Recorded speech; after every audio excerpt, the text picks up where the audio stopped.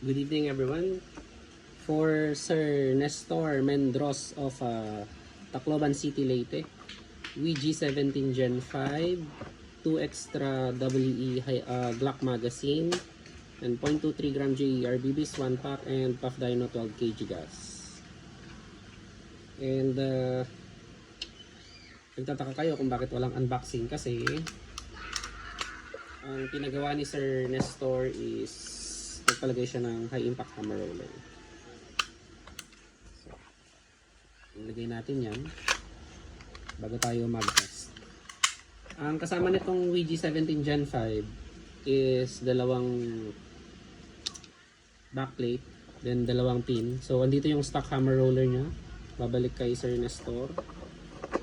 And then, naka-ambidextrous slide lock siya, then enhanced layered magwell, and then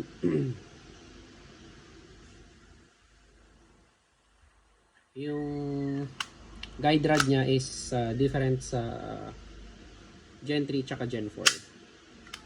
So, at saka yung finger groove dito sa grip wala na. So, yun ang VG17 Gen 5. The rest parehas na sa WE Gen 3 at saka Gen 4. Even sa force.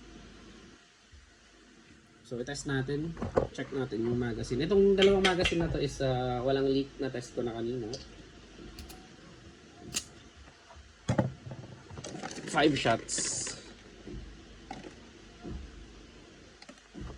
5 shots.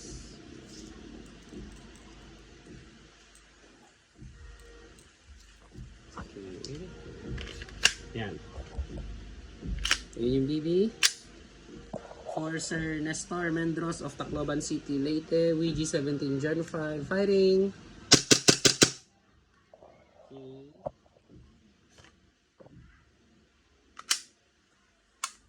Thank you very much, Sir, of Tacloban City, Leyte.